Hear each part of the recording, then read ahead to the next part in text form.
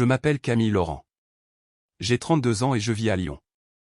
La nuit où mon frère m'a jeté mon carton d'invitation au visage, j'ai enfin compris une chose que j'aurais dû accepter il y a des années.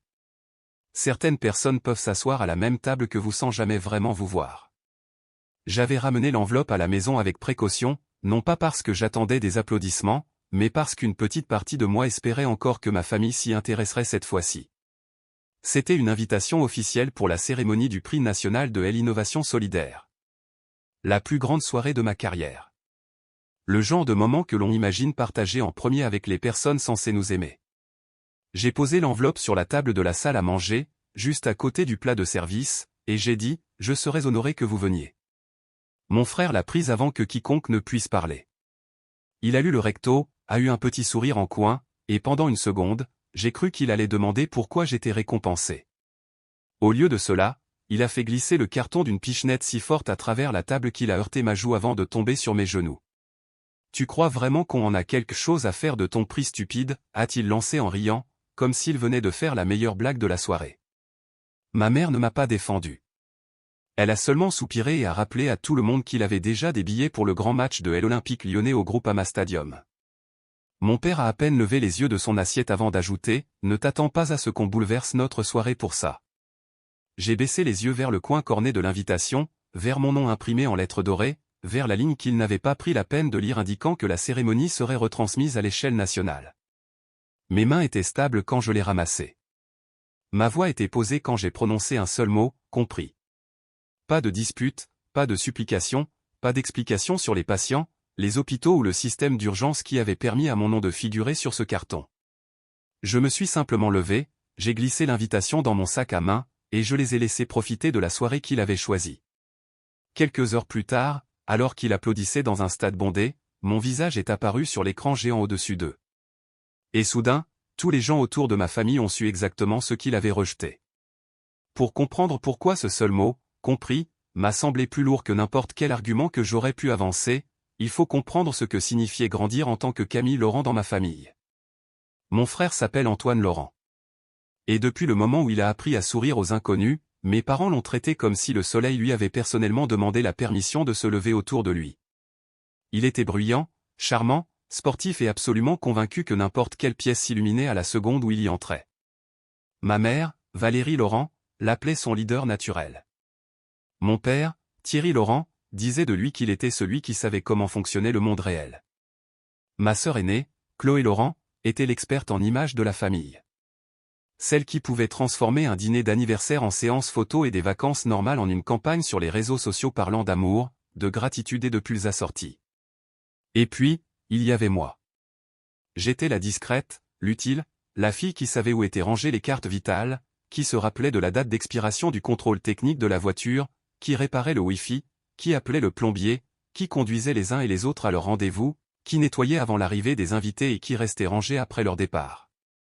Dans notre maison, Antoine était célébré pour son potentiel. Chloé était félicitée pour sa présentation. Et moi, on ne me remerciait que lorsque quelque chose se cassait et que je le réparais. J'ai appris très tôt que mes accomplissements mettaient les gens mal à l'aise, à moins qu'ils ne soient pratiques. Quand j'ai gagné un concours de sciences au collège, ma mère a dit que c'était bien, puis m'a demandé si je pouvais aider Antoine à terminer un exposé qu'il avait oublié. Quand j'ai obtenu une bourse pour entrer dans une grande école d'ingénieurs, mon père a dit que les études supérieures coûtaient cher et a espéré que j'avais choisi une filière utile. Quand j'ai obtenu mon diplôme parmi les premiers de ma promotion, Chloé a posté une photo de groupe où j'étais à moitié coupé car, selon elle, la lumière était meilleure sous cet angle. J'ai longtemps cru que si je travaillais assez dur, si je devenais assez impressionnante et si je me rendais impossible à ignorer, ils finiraient par se tourner vers moi et par rester. Au lieu de cela, ils se sont habitués à ma constance. Ils ont profité des avantages de ma discipline sans jamais devenir curieux de la personne qui la portait. Après mes études, je me suis orienté vers les technologies de santé publique, non pas parce que ça semblait prestigieux, mais parce que c'était le premier domaine où mon obsession discrète pour les systèmes informatiques pouvait avoir un sens. J'ai rejoint une start-up de logistique médicale basée à Lyon qui travaillait avec des hôpitaux, des secouristes et des cliniques isolées à travers les Alpes et le Massif central. Notre mission semblait simple jusqu'à ce que l'on voie ce que cela impliquait dans la vraie vie. Nous concevions des logiciels qui coordonnaient les livraisons d'urgence par drone pour du sang, de l'insuline, des médicaments antiépileptiques et du petit matériel de survie lorsque les routes étaient bloquées par la neige, des inondations, des incendies ou des accidents de la circulation. Ma part du projet était le cerveau de routage. Le système qui décidait quel drone devait voler, quel stock hospitalier pouvait être utilisé, quelle poche météorologique était sûre et comment recalculer l'itinéraire en temps réel lorsqu'une zone d'atterrissage devenait impraticable. La plupart des gens voyaient les drones comme des jouets ou des gadgets de livraison. Moi, je les voyais comme des bouées de sauvetage avec des ailes. Il y a eu des nuits où je suis resté assise à mon bureau bien après minuit, regardant les données des tempêtes défiler sur 3 écrans, sachant qu'un retard de 12 minutes pouvait signifier qu'un enfant dans un dispensaire de montagne ne recevrait pas son médicament à temps. Je ne portais pas d'uniforme. Je ne posais pas devant les caméras. J'écrivais du code, je testais des pannes, j'étudiais des cartes, je me battais contre des données impossibles, et je restais éveillé jusqu'à ce que le système fasse ce qu'il promettait de faire. La première personne qui m'a vu clairement a été le docteur Sophie Rousseau, notre directrice de projet. Elle n'a jamais qualifié ma timidité de défaut. Elle l'a appelée de la précision. Elle ne m'a jamais dit de parler plus fort. Elle m'a dit que le monde comptait déjà assez de vendeurs de solutions faciles et pas assez de gens prêts à s'asseoir face à des problèmes complexes jusqu'à ce qu'ils deviennent gérables. Sous sa direction, notre système est passé d'un petit projet pilote hospitalier à un réseau régional d'urgence. Nous avons aidé à livrer du sang rare à une équipe chirurgicale lors d'une fermeture de route en montagne. Nous avons aidé à acheminer de l'insuline vers une clinique après l'arrêt d'un service de navette. Nous avons aidé à transporter des médicaments à travers la fumée d'incendies de forêt alors que les véhicules terrestres étaient bloqués à des kilomètres de là. Chaque succès se mesurait par des résultats silencieux. Un patient stabilisé. Un médecin qui cesse de paniquer. Une famille qui gagne un matin de plus avec quelqu'un qu'elle aime. Lorsque la Fondation nationale de l'innovation solidaire a contacté notre bureau, j'ai supposé qu'il voulait parler au docteur Rousseau. Puis, elle m'a convoqué dans une salle de réunion, a fermé la porte et m'a dit que la nomination était centrée sur mon architecture de routage. J'ai ri parce que je pensais qu'elle préparait une blague. Elle a fait glisser un dossier sur la table et a dit, « Camille, voilà à quoi ressemble l'impact quand quelqu'un met enfin des chiffres dessus. » Les hôpitaux avaient soumis des rapports. Les responsables des urgences avaient envoyé des données. Un médecin de campagne avait écrit que notre système transformait la distance, autrefois synonyme de condamnation à mort, en un défi qu'il pouvait surmonter. J'ai lu chaque page avec la gorge serrée, non pas parce que j'avais besoin de gloire, mais parce que, pour une fois, le travail que j'avais accompli en silence me revenait avec des noms, des visages et des preuves. Quand l'invitation officielle est arrivée, je l'ai fixée pendant près d'1 heure. 4 places invitées étaient réservées à mon nom. J'aurais pu n'inviter que mes collègues, des gens qui comprenaient déjà pourquoi cela comptait. Mais une petite partie obstinée de moi voulait encore que ma famille soit témoin d'une soirée où ma vie ne se résumerait pas à une note de bas de page. Je me suis dit qu'il pourrait me surprendre. Je me suis dit que même eux comprendraient l'importance d'un prix lié au sauvetage de vies humaines. Puis j'ai apporté l'invitation au dîner, je l'ai posée devant eux, et j'ai regardé Antoine me la jeter à la figure comme si le moment dont j'étais la plus fière n'était que poubelle. Le soir de la cérémonie, je me tenais dans une chambre d'hôtel calme près du centre de congrès de Lyon, fixant mon reflet comme si j'attendais que cette femme m'explique comment nous en étions arrivés là. Je portais une robe bleu nuit parce que le docteur Rousseau m'avait dit qu'elle dégageait à la fois du calme et de la puissance, 2 choses que je ne ressentais pas souvent en même temps. Mes cheveux étaient relevés. Mon maquillage était simple. Et les portes vitrées en dessous reflétaient une ville qui ne se doutait pas que ma famille entière avait choisi le football plutôt que la plus grande soirée de ma vie. J'avais gardé mon téléphone sur silencieux dans mon sac. Je ne voulais pas vérifier si quelqu'un avait changé Davis. Je connaissais déjà la réponse. Au centre de congrès, tout se déroulait avec une précision millimétrée. Des membres du personnel guidaient les lauréats à travers la sécurité. Des photographes nous demandaient de prendre la pose devant une bannière et des producteurs équipés de casques chuchotaient dans leurs micros tout en vérifiant le timing de la diffusion en direct. La cérémonie faisait partie d'un programme national honorant les technologies humanitaires, et comme l'une des catégories concernait la médecine d'urgence dans la région, plusieurs lieux publics locaux diffusaient de courts segments en direct lors d'événements importants. Je le savais en théorie. Je ne savais pas exactement où mon passage apparaîtrait. Je ne savais pas que l'organisation du match de LOL au Groupama Stadium avait accepté de diffuser le « coup de projecteur solidaire » pendant la mi-temps. Je savais seulement que ma famille avait des billets pour y être, et je m'étais entraîné à ne pas y penser. À l'intérieur de la salle de bal, mon équipe remplissait la rangée derrière moi. Le docteur Rousseau était assise à ma droite, stable et sereine, avec la même expression qu'elle arborait avant les lancements difficiles. Quand j'ai regardé les sièges réservés pour les invités de ma famille, j'ai vu 4 chaises vides et 4 petits cartons nominatifs qui, soudainement, me semblaient plus bruyants que l'orchestre qui s'échauffait. Je me suis dit de ne plus regarder. Le programme a commencé par des discours sur l'innovation, le service et les personnes qui construisent des systèmes que personne ne remarque jusqu'à ce qu'ils tombent en panne. J'écoutais, les mains croisées sur les genoux. Chaque fois que le public applaudissait quelqu'un d'autre, je sentais ma poitrine se serrer un peu plus. Pas par peur, mais à cause de cette étrange tristesse de savoir que des inconnus allaient se lever pour moi, alors que les gens qui m'avaient élevé n'avaient même pas pris la peine de demander à quoi servait ce prix.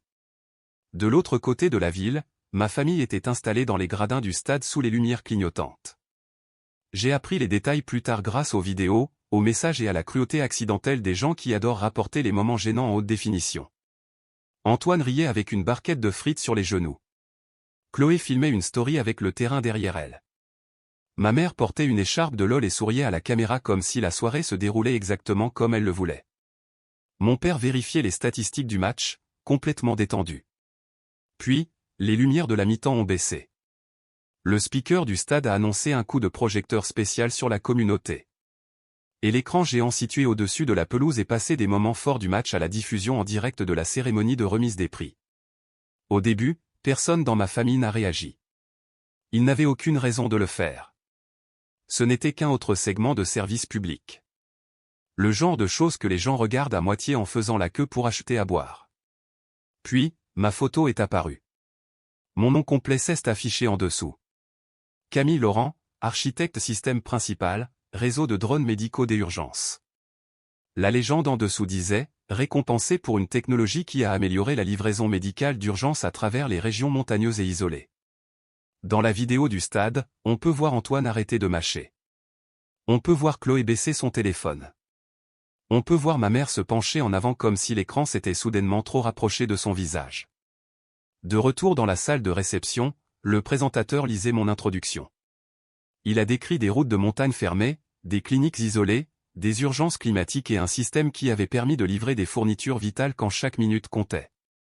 Il a déclaré que ce travail représentait un nouveau modèle pour la logistique de la santé publique. Il a prononcé mon nom une nouvelle fois, et le docteur Rousseau m'a serré la main avant que je ne me lève. La marche jusqu'à la scène m'a semblé à la fois interminable et trop rapide. Les lumières étaient chaudes. Les applaudissements étaient réels. J'ai accepté le prix des mains d'une femme dont le titre semblait bien trop important pour que quelqu'un comme moi lui serre la main. Puis je me suis approché du microphone, car ils avaient demandé à chaque lauréat de dire quelques mots. J'avais préparé un texte prudent. Mais en regardant la salle, j'ai pensé à toutes les personnes discrètes qui avaient un jour été traitées comme du simple personnel de soutien dans leur propre vie. J'ai dit que ce prix appartenait aux régulateurs, aux infirmières, aux ingénieurs, aux pilotes de drones et aux médecins de campagne qui savent que le travail silencieux peut faire la différence entre la panique et la survie. Puis j'ai ajouté, parfois, les systèmes les plus importants sont ceux que les gens ne remarquent pas jusqu'au moment où ils en ont besoin.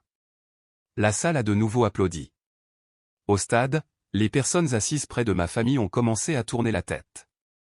Quelqu'un derrière eux a demandé, « Laurent, c'est votre fille ?» Une autre personne a dit, « Attendez, vous avez un lien de parenté avec elle ? Pourquoi êtes-vous ici et pas là-bas ?» Ma mère a ouvert la bouche, mais rien d'élégant n'est sorti. Mon père fixait droit devant lui. Chloé a commencé à taper frénétiquement sur son téléphone. Antoine, ce même frère qui m'avait jeté le carton à la figure, est resté figé, du ketchup sur le pouce, pendant que mon visage remplissait l'écran au-dessus de lui. Pour une fois, il n'était pas le centre de l'attention. Pour une fois, la salle entière regardait au-delà de lui, droit vers moi. Après la fin de la cérémonie, je suis resté pour les photographies, les poignées de main et ce genre de conversation polie où tout le monde dit « Félicitations » d'une voix qui donne l'impression qu'ils l'ont déjà dit 100 fois dans la soirée. Mon équipe rayonnait. Le docteur Rousseau avait l'air fier, de cette manière silencieuse qui signifiait plus pour moi que n'importe quel cri à travers la pièce. Je tenais encore mon prix quand j'ai enfin sorti mon téléphone de mon sac. L'écran s'est illuminé comme un tableau de bord en état d'alerte. 27 appels manqués, 43 SMS, de multiples messages vocaux, des identifications de la part de personnes que je connaissais à peine. La discussion de groupe familial, qui était restée presque silencieuse depuis qu'il avait balayé mon invitation, défilait maintenant si vite que les messages semblaient s'empiler les uns sur les autres. Le premier venait d'Antoine. « Camille, appelle-moi. » Puis un autre. « Sérieusement, appelle-moi. » Puis, tu sais que je plaisantais, non? Tu ne peux pas être fâché pour un dîner. Ma mère avait envoyé un paragraphe qui commençait par « Nous sommes tellement fiers de toi, ma chérie. » Comme si la fierté était une couverture qu'elle pouvait jeter sur toute la soirée pour cacher ce qui s'était passé en dessous. Mon père a écrit, c'était impressionnant. Nous devrions discuter de la façon de gérer l'attention des médias en famille. Chloé a envoyé 3 émojis cœur, 2 émojis qui pleurent et une photo d'enfance de nous sur une plage, suivi de « Je veux publier quelque chose de magnifique à ce sujet ». Le contraste entre leurs mots avant la diffusion et leurs mots après était si brutal que j'ai failli en rire. Personne n'a demandé si j'allais bien.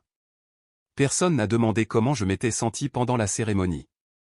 Personne n'a demandé ce que le prix signifiait pour les hôpitaux, les patients ou les gens qui travaillaient à mes côtés depuis des années. Ils ont demandé qui m'avait interviewé. Ils ont demandé s'il y aurait un reportage sur moi. Ma mère a demandé si les informations locales voudraient peut-être filmer quelque chose à la maison parce qu'elle avait encore mon vieux trophée de science dans un carton quelque part. Mon père voulait savoir si la fondation travaillait avec des prestataires privés parce qu'il avait des cartes de visite et ne voulait pas rater une opportunité. Chloé a déclaré qu'une publication familiale fonctionnerait très bien si nous agissions rapidement, pendant que les gens en parlaient encore. Et Antoine, après 5 minutes à faire semblant que tout n'avait été qu'une blague, a envoyé le message qui m'a montré qui il était vraiment, ne me fais pas passer pour le méchant pour une petite histoire de carton. Une petite histoire de carton. C'est comme ça qu'il a appelé la chose. Pas l'invitation qu'il m'avait jetée au visage. Pas la nuit où il s'était moqué du travail que j'avais mis 12 ans à bâtir. Pas le moment où ma famille avait choisi un match de foot et avait ensuite essayé de ramper vers la lumière une fois que des inconnus s'étaient mis à applaudir. Une petite histoire de carton. J'ai verrouillé mon téléphone et je l'ai posé face contre table avant que mes mains ne se mettent à trembler. Le docteur Rousseau l'a remarqué. Elle n'a pas demandé de détails. Elle m'a juste dit, tu ne dois à personne un accès immédiat à toi ce soir. Cette phrase a apaisé quelque chose en moi. Pendant des années, j'avais cru que l'accès à moi était automatique. La famille appelait, je répondais. La famille avait besoin, j'aidais. La famille me blessait, j'expliquais les choses assez doucement pour qu'ils ne se sentent pas accusés. Ce soir-là, debout dans une salle de réception remplie de gens qui respectaient un travail dont ma propre famille s'était moquée, j'ai réalisé que l'accès automatique n'était pas de l'amour. Parfois, ce n'était qu'une habitude portant un plus joli nom. Le temps que je rentre à mon appartement, la situation avait pris des proportions énormes. Quelqu'un avait retrouvé la story d'Antoine publiée plus tôt dans la soirée. Il l'avait postée avant le match, pensant probablement que ça le rendait drôle. Dans l'extrait, mon invitation était visible dans sa main. On pouvait l'entendre dire « Ma sœur pense vraiment qu'on va rater des billets pour LOL pour un prix de nerd. » Puis la caméra tremblait alors qu'il me jetait le carton.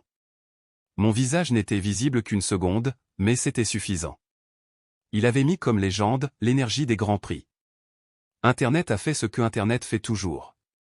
Quelqu'un a placé cet extrait à côté des images du stade le montrant en train de me regarder sur l'écran géant.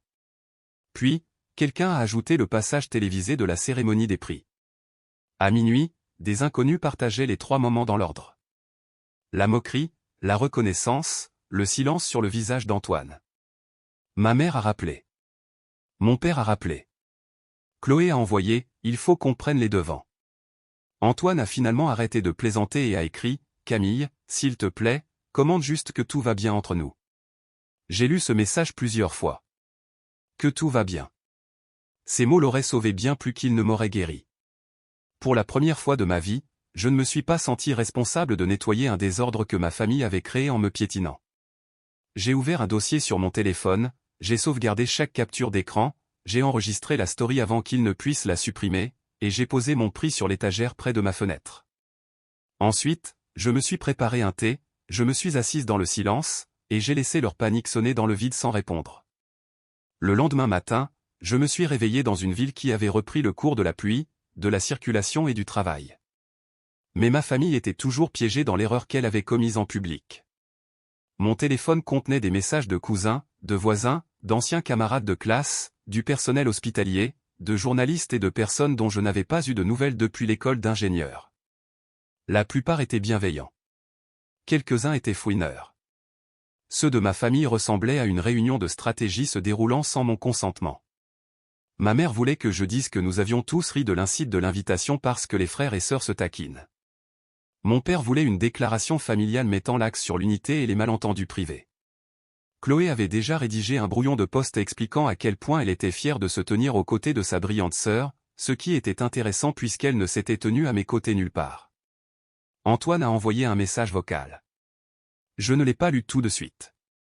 J'ai regardé l'onde sonore rester là comme un défi. Quand j'ai fini par l'écouter, sa voix était tendue, en colère et effrayée. Il a dit que les gens sortaient les choses de leur contexte. Il a dit que des clients avaient vu la vidéo. Il a dit que quelqu'un de son agence immobilière avait demandé si la femme à la télé était vraiment la sœur dont il s'était moqué. Puis sa voix s'est durcie. Il faut que tu répares ça, Camille. Tu sais comment est Internet. C'est à ce moment-là que ma sympathie a disparu. Non pas parce que je voulais le voir détruit, mais parce que même là, avec les preuves sous les yeux et les conséquences frappant à sa porte, il me demandait encore de le protéger de la vérité. Au lieu de me demander ce que ça faisait d'être humilié par mon propre frère. J'ai fait du café, je me suis assise à la table de ma cuisine, et j'ai écrit un seul message dans la discussion familiale. Je ne les ai pas insultés. Je n'ai pas exagéré. Je n'ai pas joué la douleur pour faire de l'effet dramatique. J'ai gardé des phrases assez calmes pour que personne ne puisse prétendre que j'étais hystérique. J'ai écrit que j'appréciais les félicitations, mais que je ne participerais à aucune interview, publication, article ou déclaration publique présentant mon prix comme un accomplissement familial. J'ai écrit que mon travail appartenait à mon équipe, aux médecins et aux patients qui nous faisaient confiance, et aux communautés que le système servait. J'ai écrit qu'ils n'avaient pas la permission d'utiliser mon nom, ma photo, mon prix ou mon histoire pour réparer leur réputation ou promouvoir leurs affaires.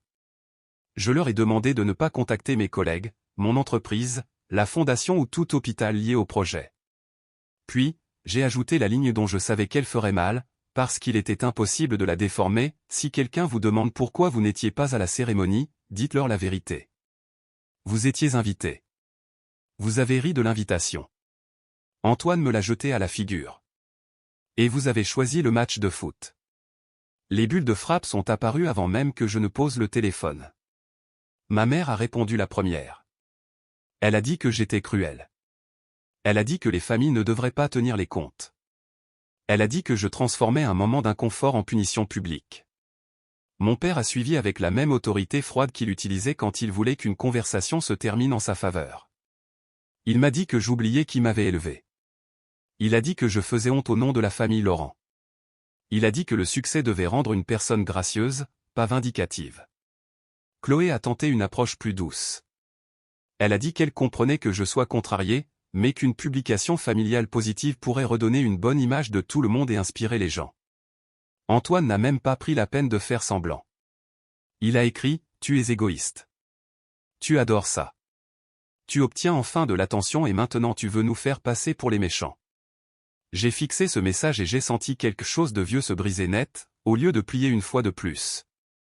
J'ai répondu uniquement à lui, « Antoine, si dire la vérité te fait passer pour un méchant, le problème n'est pas ma vérité. Le problème, c'est ton comportement. » Il m'a appelé immédiatement. J'ai refusé l'appel. Il a rappelé. J'ai refusé de nouveau. Ensuite, je l'ai bloqué sur toutes les plateformes où il avait accès à moi. J'ai mis la discussion familiale en sourdine pour 1 an. J'ai envoyé un email à notre directeur de la communication pour préciser qu'aucun membre de ma famille n'était autorisé à s'exprimer au nom de mon équipe, du projet ou en mon nom propre.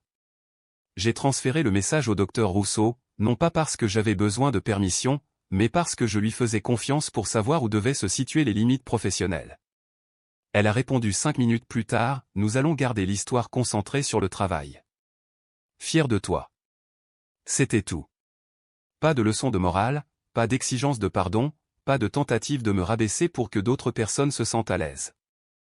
Pendant le reste de la journée, mon téléphone n'a cessé de s'allumer, mais mon appartement est resté silencieux. Ce silence me semblait inconnu, presque suspect, comme si la paix était entrée dans la pièce et que je ne savais pas encore si j'avais le droit de la garder. Au coucher du soleil, j'ai compris que la vraie vengeance ne consistait pas à leur crier dessus, à les exposer ou à supplier le monde de choisir mon camp. La vraie vengeance consistait à retirer la seule chose qu'il avait toujours prise pour acquise, ma disponibilité. Ils avaient jeté mon invitation alors qu'elle n'appartenait qu'à moi. Maintenant que le monde voulait une part de mon histoire, ils découvraient que je pouvais tout aussi facilement jeter leur accès à ma vie. Antoine avait construit toute son identité d'adulte sur le fait d'être apprécié. Il vendait des maisons luxueuses à Lyon en racontant aux gens qu'il comprenait la confiance, la famille, les racines et la communauté. Son site web le montrait en train de rire avec des clients sur des balcons, serrant la main de jeunes couples, se tenant aux côtés de mes parents lors d'un événement caritatif du quartier.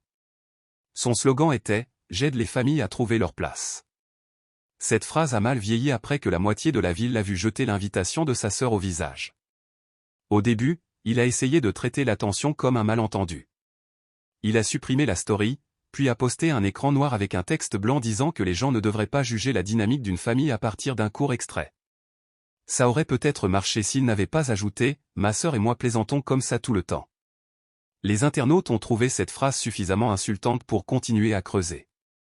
Quelqu'un qui était au stade a mis en ligne une vidéo d'Antoine assis sous mon visage diffusée sur l'écran géant, complètement figé, pendant que les gens autour de lui demandaient pourquoi il n'était pas à la cérémonie. Une autre personne a publié la retransmission originale.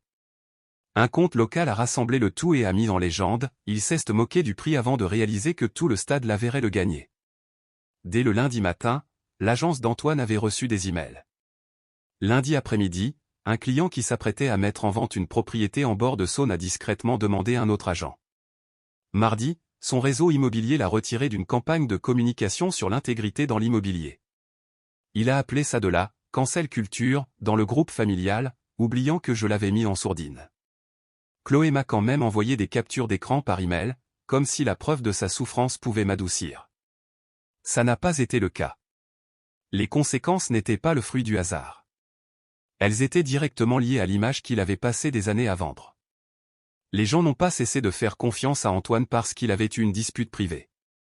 Ils ont cessé de lui faire confiance parce qu'il avait publiquement ridiculisé le travail important de quelqu'un d'autre, puis avait menti à ce sujet lorsque l'attention s'était retournée contre lui. Mon père était furieux, mais pas d'une manière qui suggérait une remise en question. Il a qualifié la situation d'injuste. Il a dit que les gens étaient trop sensibles. Il a dit que Antoine avait fait une seule erreur et ne méritait pas de perdre des affaires pour ça. Je me suis demandé combien d'erreurs j'avais avalées en silence au fil des années pour que Antoine n'ait jamais à apprendre quel goût avait la responsabilité. Ma mère souffrait d'une manière différente. Elle avait passé des années à présenter notre famille comme étant unie, solidaire et admirable. Elle était le genre de femme qui écrivait de longs messages d'anniversaire en appelant ses enfants ses plus grandes bénédictions, pour ensuite oublier de poser des questions fondamentales sur les vies que ces mêmes enfants menaient réellement. Après la diffusion de la vidéo, des voisins lui ont posé des questions prudentes, bien pire qu'une critique directe. Camille était-elle bouleversée que vous ayez manqué la cérémonie? Aviez-vous vraiment déjà les billets? Antoine a-t-il vraiment jeté l'invitation? Lors de son déjeuner de paroisse, quelqu'un l'a félicité d'avoir élevé une fille aussi accomplie, avant d'ajouter « ça a dû être un crève-cœur de ne pas être là ». Ma mère a gardé le sourire, mais selon un cousin, elle est partie tôt et a pleuré dans le parking. La performance de famille parfaite de Chloé s'est effondrée encore plus vite. Elle a posté une photo de nos enfants avec une légende disant qu'elle avait toujours su que sa petite sœur changerait le monde. En moins d'une heure, 3 personnes ont commenté pour demander pourquoi elle était au match de LOL au lieu de la cérémonie de remise des prix. Une personne a écrit « Vous avez toujours cru en elle, mais pas assez pour être présente ». Chloé a supprimé la publication, puis m'a envoyé un message disant que les gens sur Internet étaient dégoûtants et que je devais prendre la parole. Je n'ai pas répondu. Elle n'avait pas voulu entendre ma voix quand je l'avais invitée. Elle ne la voulait que lorsque le silence lui coûtait quelque chose. Antoine a tenu 4 jours avant de m'envoyer de vraies excuses. Pas des excuses publiques, pas des excuses peaufinées, un texto privé provenant d'un nouveau numéro puisque j'avais bloqué l'ancien. C'était long, brouillon, et pour la première fois, dépourvu de sa représentation habituelle. Il a écrit qu'il avait été jaloux. Il a écrit qu'il détestait la facilité avec laquelle j'étais respecté pour quelque chose de vrai, alors qu'il devait continuer à vendre aux gens une version de lui-même qu'il n'était pas sûr de pouvoir maintenir. Il a écrit que lorsque mon visage est apparu sur l'écran du stade, il a senti toute la tribune se tourner vers lui. Et tout ce à quoi il a pu penser, c'est qu'il s'était rabaissé lui-même en essayant de me rabaisser. Il a dit qu'il était désolé d'avoir jeté l'invitation. Désolé d'avoir ri. Désolé de m'avoir demandé de tout réparer avant même de me demander si j'avais été blessé. J'ai lu ce message 2 fois. Puis j'ai posé le téléphone. Il fut un temps où ces mots m'auraient replongé directement dans mon rôle de réparatrice familiale. Je l'aurais réconforté, je lui aurais dit qu'il n'était pas une mauvaise personne, je l'aurais aidé à formuler de meilleures excuses, j'aurais peut-être même publié quelque chose de gentil pour que les gens le laissent tranquille. Mais cette version de moi avait été façonnée par des années à être utile, pas aimée. Je ne détestais pas Antoine. Je ne lui souhaitais pas une ruine permanente. J'espérais que cette humiliation lui apprendrait quelque chose que son confort ne lui avait jamais enseigné. Mais j'ai aussi compris que des excuses ne deviennent pas une clé magique juste parce que quelqu'un finit par les trouver sous la pression. Il avait ouvert une blessure en public. Il n'avait pas le droit de décider à quel moment je devais guérir en privé. Alors je n'ai rien fait. Pas de réponse, pas de réconfort, pas de sauvetage. Et pour une fois, le silence dans notre famille ne m'appartenait pas parce qu'on m'ignorait. Il leur appartenait parce que j'avais enfin arrêté de répondre. Les mois qui ont suivi le prix ne se sont pas transformés en la parade de victoire dramatique que les gens pourraient imaginer. La vie n'est pas soudainement devenue parfaite parce que des inconnus ont applaudi ou parce que ma famille a enfin compris qu'elle m'avait sous-estimé. Le succès est puissant, mais ce n'est pas de la magie. Il n'efface pas des années à avoir été négligées. Il ne transforme pas les personnes égoïstes en personnes sur du jour au lendemain. Ce qu'il m'a apporté, c'est de la visibilité, et j'ai choisi avec soin ce que j'allais en faire. Notre réseau de drones médicaux a reçu de nouveaux financements, et le docteur Rousseau a utilisé cette attention pour étendre les partenariats avec les cliniques rurales, les centres de santé isolés et les équipes d'intervention d'urgence qui réclamaient de meilleures options depuis des années. J'ai passé moins de temps à répondre aux questions sur le prix et plus de temps à aider à construire la prochaine version du système. Nous avons amélioré le suivi du stockage à froid, ajouté des protocoles d'atterrissage plus sûrs et formé de nouveaux ingénieurs à considérer les patients comme des personnes, et non comme des statistiques se déplaçant sur un tableau de bord. Cela comptait plus pour moi que n'importe quel gros titre. J'ai également commencé à encadrer des étudiants, en particulier de jeunes femmes et des jeunes discrets qui me rappelaient la personne que j'étais, celle qui réglait les problèmes de tout le monde tout en se demandant si ses propres rêves étaient trop gênants pour être mentionnés. Quand je leur parlais, je ne leur disais pas de courir après les applaudissements. Je leur disais de chercher l'utilité avec dignité. Je leur disais qu'un travail de valeur reste précieux même si personne à la maison ne le comprend. Je leur disais que l'éducation ne se résume pas au diplôme, au prix ou aux connaissances techniques. La vraie éducation vous apprend à résoudre des problèmes, à servir les gens, à reconnaître votre propre valeur et à respecter celle des autres avant que le monde ne vous y oblige. C'est devenu la partie de mon histoire que j'avais à cœur de partager. Pas l'insulte, pas la vidéo virale, pas la chute d'Antoine de son piédestal, mais la leçon. Parce que la vérité, c'est que beaucoup de gens savent ce que ça fait d'être traité comme un bruit de fond dans leur propre famille. Ils savent ce que ça fait de ramener à la maison quelque chose de significatif et de regarder quelqu'un le réduire à néant parce qu'il est trop peu sûr de lui, trop distrait ou trop égoïste pour s'en soucier. Et beaucoup de ces personnes passent des années à essayer de devenir suffisamment impressionnantes pour mériter un respect de base. J'aurais aimé que quelqu'un me dise plutôt que le respect accordé uniquement après une reconnaissance publique n'est pas la même chose que l'amour. Ma famille a continué à essayer de me joindre. Ma mère a fait passer des messages par des proches pour dire que je lui manquais. Mon père a demandé si assez de temps s'était écoulé pour que tout le monde aille de l'avant. Chloé a posté de temps en temps des citations vagues sur le pardon et la guérison, toujours avec un éclairage suffisamment bon pour suggérer qu'elle avait choisi la citation pour générer de l'engagement. Antoine ne m'a pas contacté souvent après ses excuses, mais quand il l'a fait, ses messages étaient plus courts et moins sur la défensive. Peut-être qu'il changeait. Peut-être qu'il apprenait simplement que me mettre la pression ne marchait plus. Quoi qu'il en soit, j'ai gardé mes distances. Je n'ai pas assisté au dîner que ma mère a essayé d'organiser en mon honneur. Je n'ai pas laissé mon père me présenter à ses contacts professionnels comme sa brillante fille. Je n'ai pas autorisé Chloé à m'identifier sur des souvenirs de famille qui omettaient la vérité. Et je n'ai pas laissé Antoine utiliser mon pardon comme stratégie de relations publiques. Les gens pensent parfois que les limites sont des murs construits avec de la colère. Les miennes ne l'étaient pas. Les miennes étaient des portes avec des serrures. Et j'ai enfin compris que tout le monde ne méritait pas d'avoir la clé. J'ai construit une vie avec des gens qui étaient présents avant que les projecteurs ne s'allument. Des amis qui posaient des questions sur mon travail quand il n'y avait pas de caméra. Des collègues qui connaissaient les nuits blanches derrière le prix. Des étudiants qui écoutaient parce qu'ils voulaient apprendre, et non parce que mon nom était en tendance. Ce genre de respect me semblait plus silencieux que la célébrité, mais bien plus fort. Il n'avait pas besoin d'être annoncé. Il vivait dans la constance. S'il y a une leçon centrale à tirer de ce qui m'est arrivé, c'est celle-ci: ne laissez pas les autres définir votre valeur par la commodité de la reconnaître. Ne minimisez pas vos accomplissements pour préserver le confort de personnes peu sûres d'elles. Et ne confondez pas le fait de maintenir une fausse paix avec le fait d'être une bonne personne. Parfois, protéger sa dignité est le choix le plus honnête, le plus sain et le plus instructif que l'on puisse faire, car il apprend aux autres que l'amour sans respect n'est pas suffisant. J'ai toujours l'invitation que Antoine m'a jetée. Le coin est corné et je ne l'ai jamais redressé. Je la garde dans le même tiroir que le programme de la cérémonie, non pas parce que je veux me souvenir de l'humiliation, mais parce que je veux me souvenir du tournant décisif. Ce carton m'a appris qu'il pouvait jeter mon rêve à la poubelle sans cligner des yeux. Cette nuit-là m'a appris que je pouvais le ramasser sans eux. Les personnes qui ne se montrent qu'après que les projecteurs se sont allumés ne sont pas la raison pour laquelle vous brillez. Elles ne sont que la preuve que vous rayonniez bien avant qu'elles ne regardent.